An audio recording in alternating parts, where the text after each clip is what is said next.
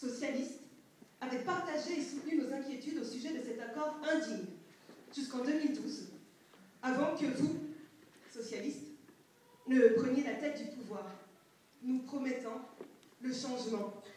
Maintenant, tout de suite.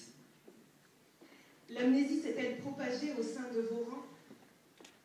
Il y a eu la création d'un comité de suivi avec M. Patrick Bloch et M. Laurent Grand-Guillaume notamment, au sein duquel nous avons établi des propositions concrètes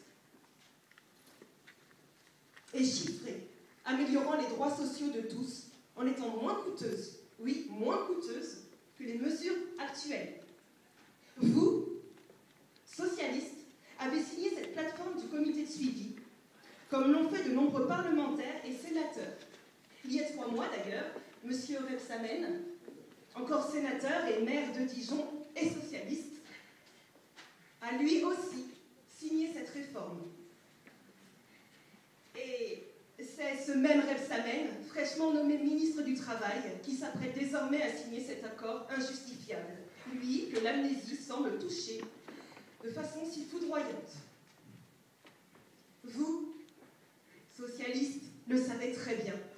Madame Martine Aubry l'a très justement rappelé, une réforme aussi impérative soit-elle ne peut avoir pour unique objectif de faire des économies.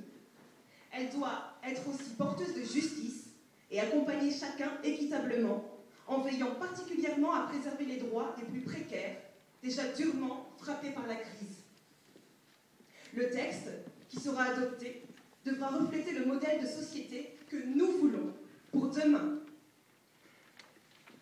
Monsieur Michel Sapin, socialiste également, et ancien ministre du Travail, estime, quant à lui, que les chômeurs n'ont pas à payer la crise, dont ils ne sont pas responsables, et qu'en période de crise, l'assurance chômage est le meilleur amortisseur social. De toutes parts, des voix discordantes se font entendre. De nombreux hommes et femmes politiques s'inquiètent qu'un tel accord inqualifiable soit agréé.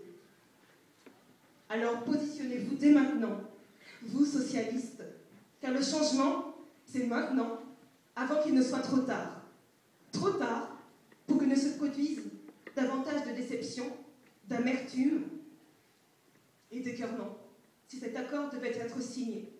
Trop tard pour faire en sorte qu'aucun festival ne soit compromis, voire annulé cet été. Trop tard pour que nombre d'hommes et de femmes, chômeurs ou en activité, ne soient pas encore plus précarisés qu'ils ne le sont déjà, au lieu d'être soulagés. Un tel accord ne peut et ne doit avoir lieu. Dans une Europe si décriée, si fragilisée, il est grand temps de remettre les valeurs humaines, sociales et culturelles au centre des débats. Et c'est à vous, responsables politiques, vous, responsables socialistes, de vous positionner. Et sans tarder. Écrivez à M. Rebsamen en lui demandant de ne pas signer l'agrément du nouvel accord d'assurance chômage et surtout d'étudier nos propositions. Nous, coordination des chômeurs, intérimaires, intermittents et précaires de Bretagne, sommes en colère et ne cesserons de lutter pour que ce gouvernement socialiste n'agrève pas un tel accord, si indigne, si dévastateur et injuste pour l'ensemble des personnes les plus fragiles. Merci de votre écoute. Merci beaucoup.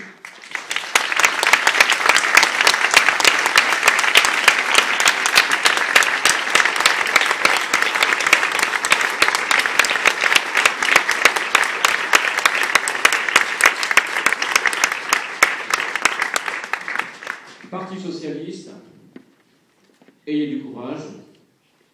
Non à cet agrément. Merci. Non.